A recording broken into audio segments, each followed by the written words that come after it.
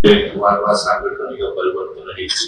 ସେଇ ପ୍ରକ୍ରିୟାରେ ଗତକାଲି ଆମର ପ୍ରେସିଡେଣ୍ଟ ମାନନୀୟ ଶ୍ରୀଯୁକ୍ତ ନବୀନ ପଟ୍ଟନାୟକ କିଛି ନିଷ୍ପତ୍ତି ନେଇଛନ୍ତି, ଯଦ୍ୱାରା ଆପଣମାନେ ସବୁ ଘୋଷଣା ଦେଖିଛନ୍ତି। ପ୍ରତାପବାବୁ ଆମର ରାଜ୍ୟର ବରିଷ୍ଠ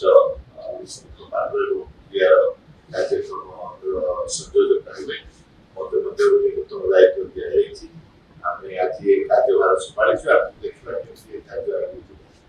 ଦେଖନ୍ତୁ, ଏ ରୋଡଟି ଫ୍ୟୁଜନ କାରଣ ପାଇଁ ପ୍ରଥମ ଥର ହେଇଛି। ତେଣୁ ଆମେ ରୋଡର ଆଭିମୁଖ୍ୟର ବିଭିନ୍ନ ରୂପରେଖା ଆଗକୁ ଯାଇ ତିଆରି କରିବା।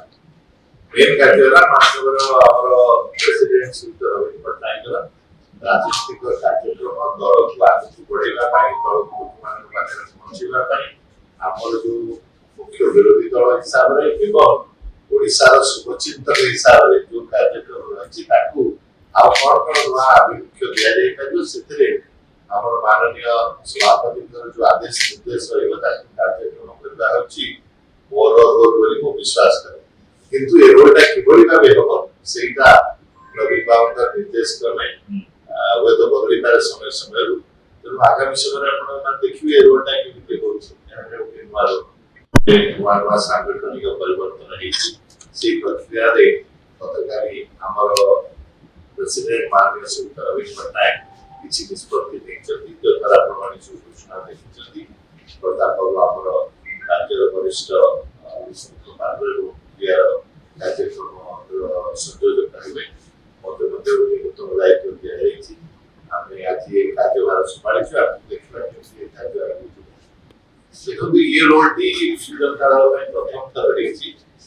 ତେଣୁ ଆମେ ରୋଡର ଆଭିମୁଖ୍ୟର ବିଭିନ୍ନ ରୂପରେଖା ଆଗକୁ ଯାଇ ତିଆରି କରିବା।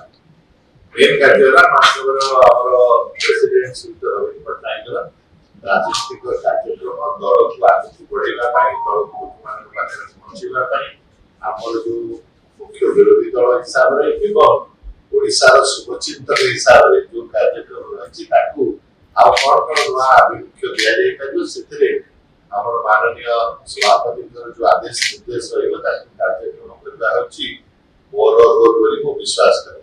କିନ୍ତୁ ଏ ରୋଲଟା କିଭଳି ଭାବେ ହବ ସେଇଟା ନବୀନ ବାବୁଙ୍କ ନିର୍ଦ୍ଦେଶ କ୍ରମେ ହୁଏତ ବଦଳିପାରେ ସମୟ ସମୟରୁ।